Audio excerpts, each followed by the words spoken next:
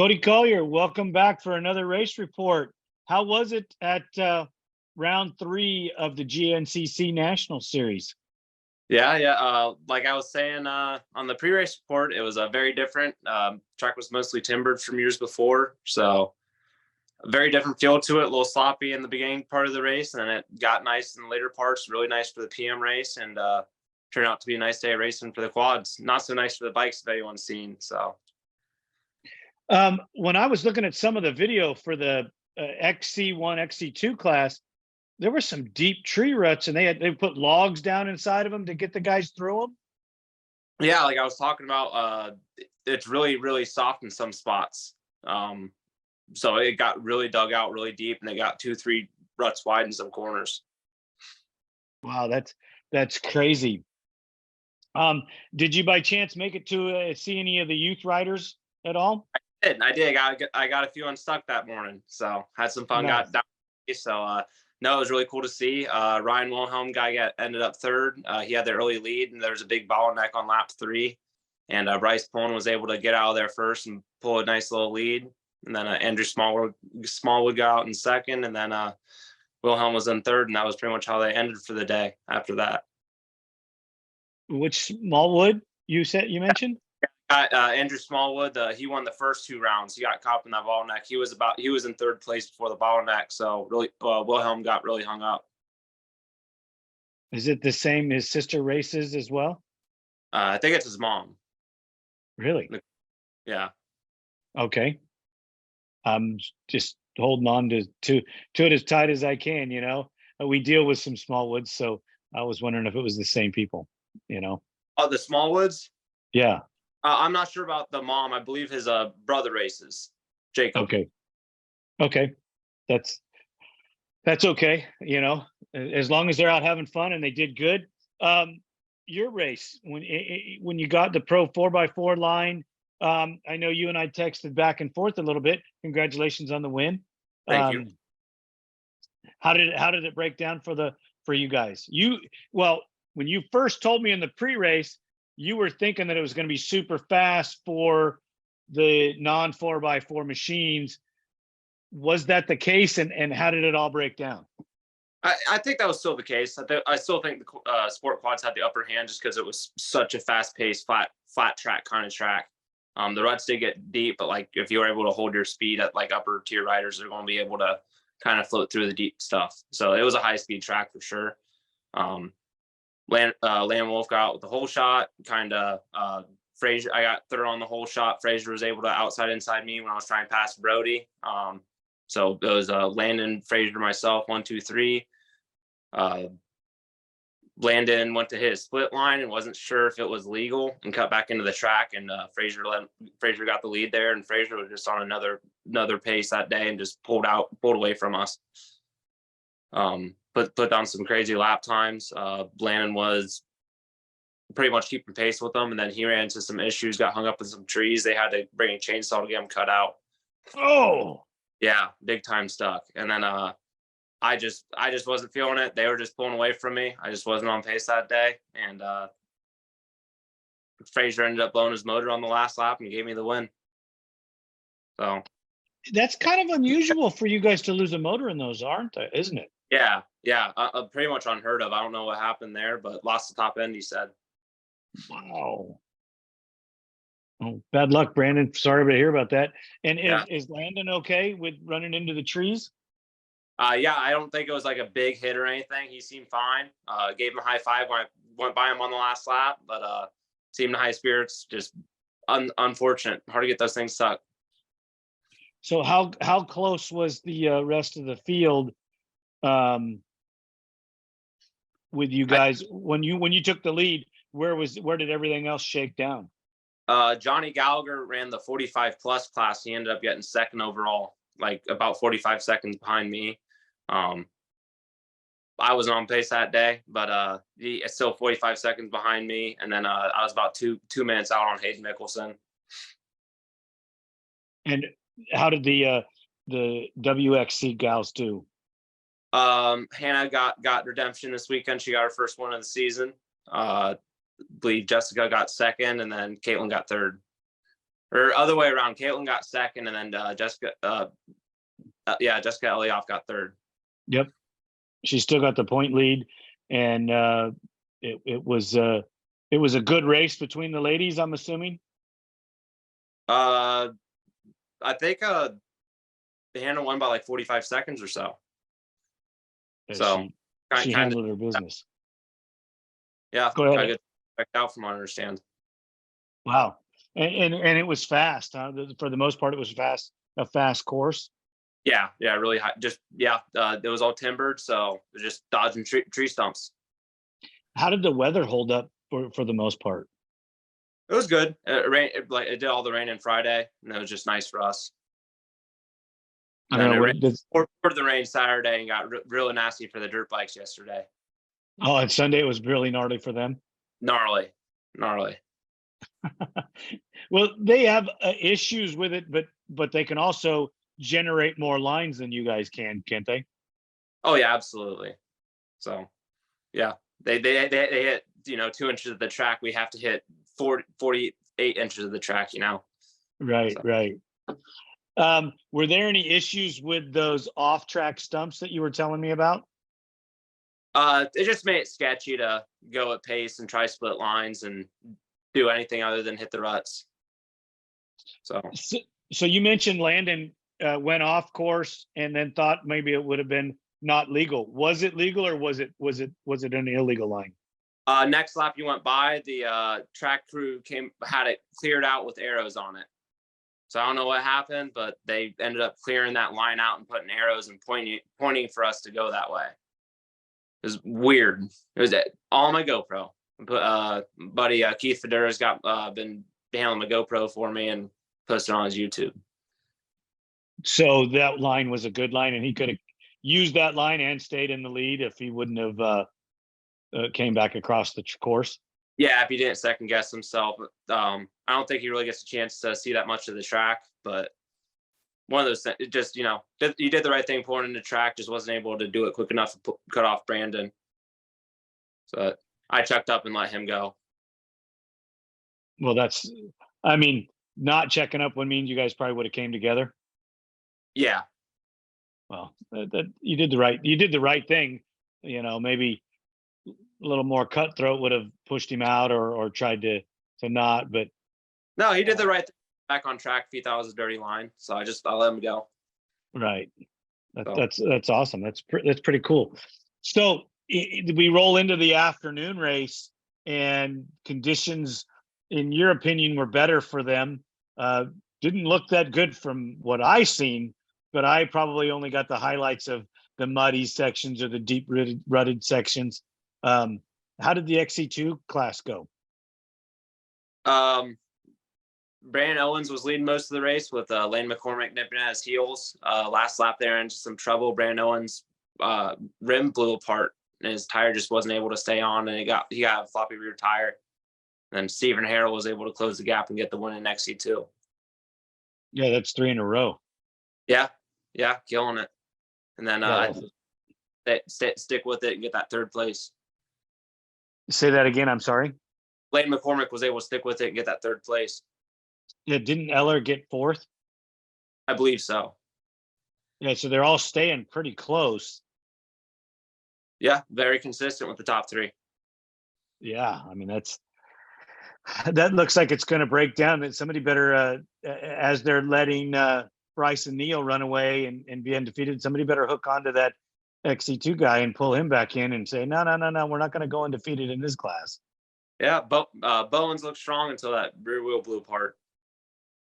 So wow. Unfortunately, that's kind of unusual as well, because there's really not super high impact stuff going on there, isn't there? Oh, with the speeds that you could run on that track, you probably just caught one of those stumps or a tree. Like that track was really open. You carry a lot of speed there. Is you mentioned that you didn't seem on.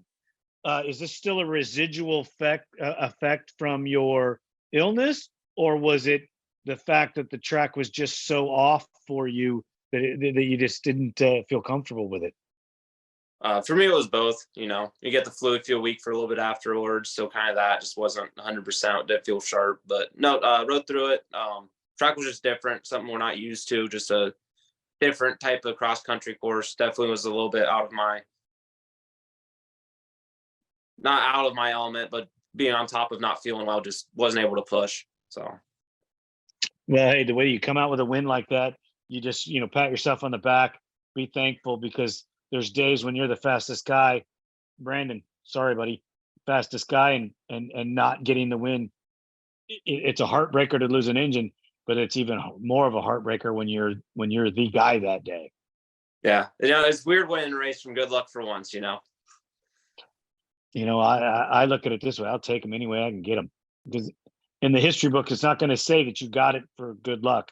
It's going to say you got it. Yeah, I still gotta look at myself in the mirror at night. I gotta look forward to the next one. Gotta come strong for the next.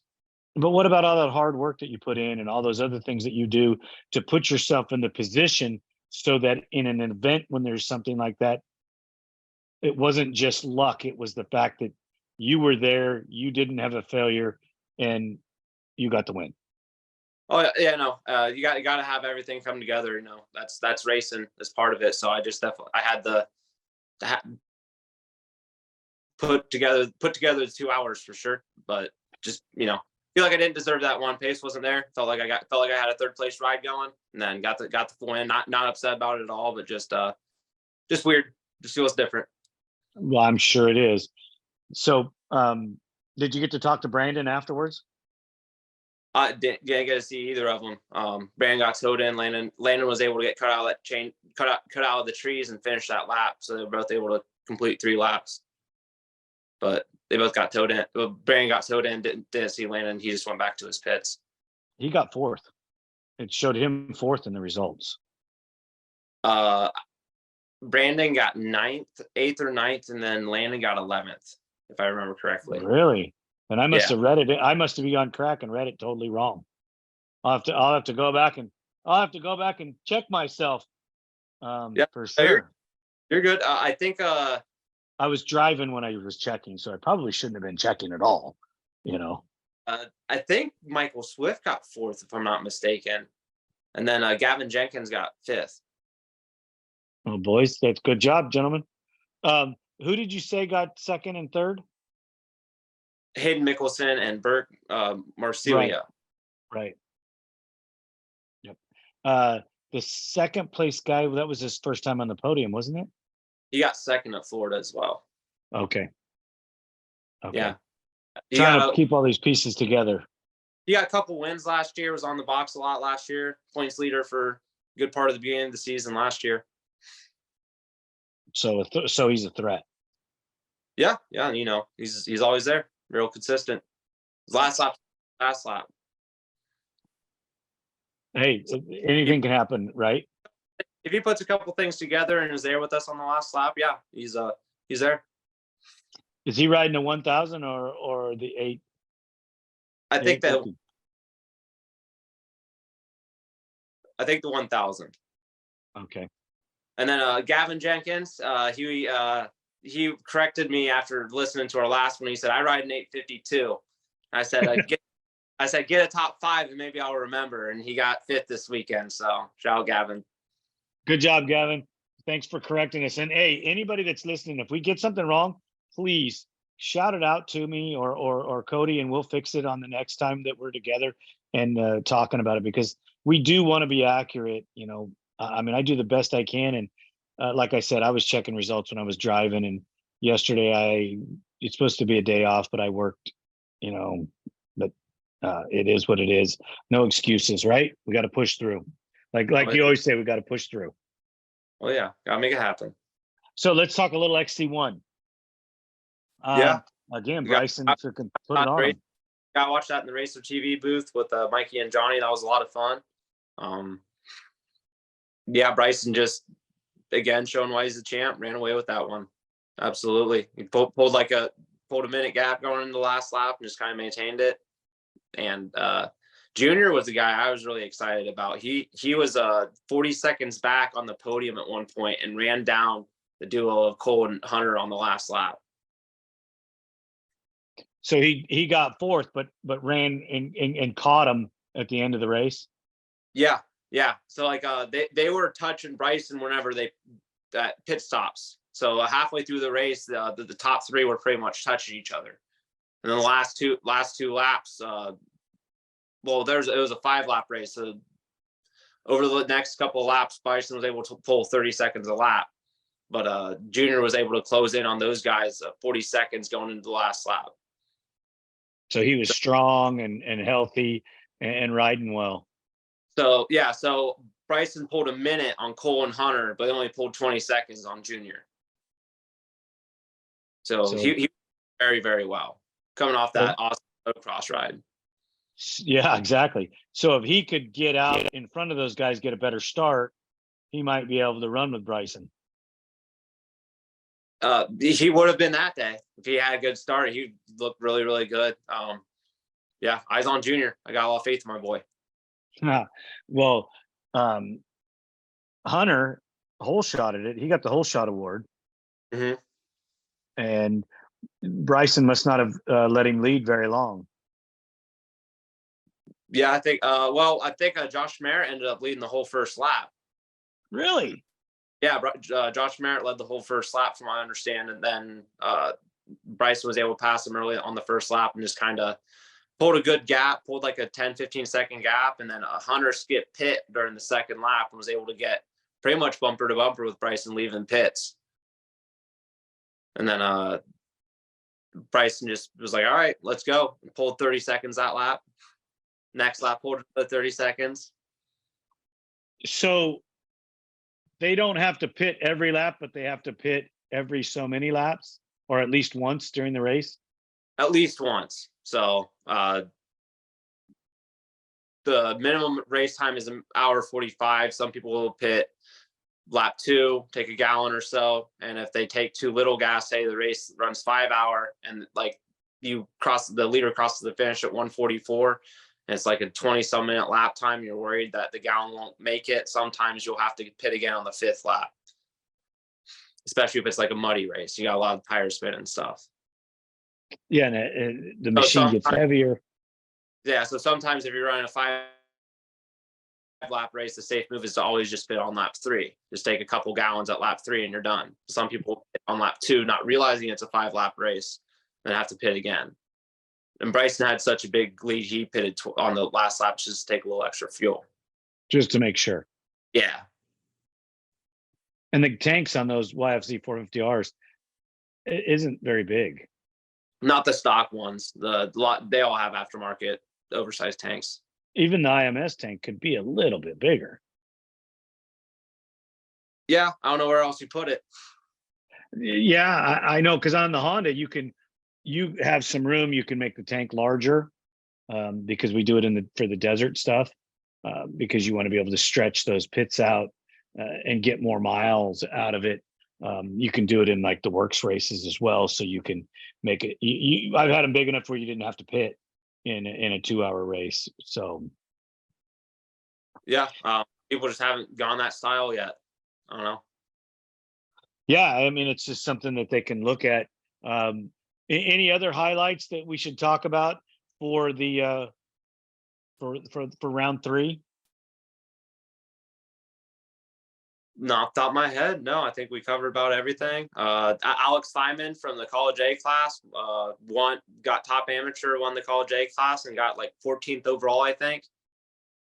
So awesome ride from him. Really, that's diving through the field there, isn't it?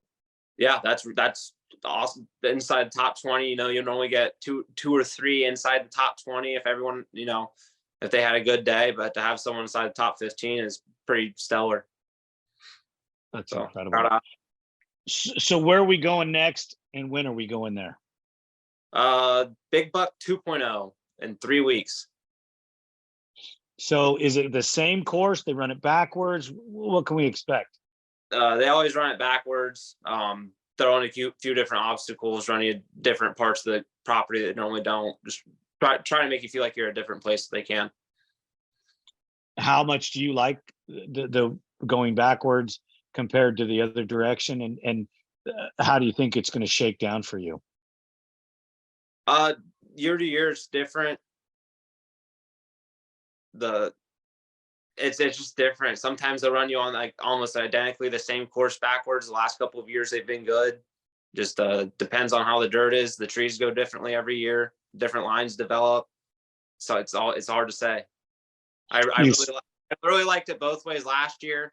I didn't really love the track round one this year. I thought the lines were really good, but I didn't love the flow like I did in previous years. But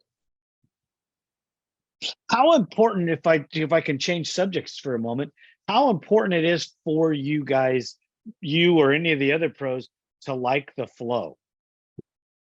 I mean, you gotta be comfortable with what's going on. Everyone's got to adapt. Everyone's riding the same track. How's your riding style and what your pace, what kind of pace you're trying to ride with your riding style? How does it fit to the track? How can you adapt and whatnot?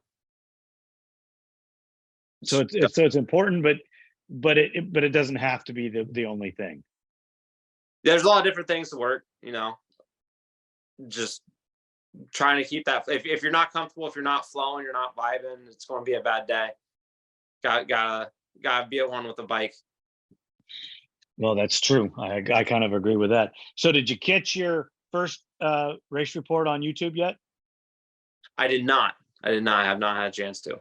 Well, you need to go back and check it so you can grade us on how we put it up there and set you up. But Cody, thank you so much for your coverage of round three, excuse me, of the cross country nationals. And this was in Georgia, the general, correct? Yep. The I am specialized general GNCC. It was a lot of fun. Different with the timber. Hopefully property grows back. Hopefully let's come back. Hopefully we make most of it. So, well, you came out with the win. Looking forward to round 4. Exactly.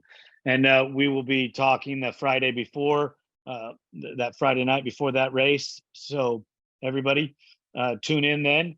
This will be on YouTube. Well, I don't need to tell them because they'll be able to watch it on YouTube on Friday. But we'll get that aired for you. And thanks for your time, brother.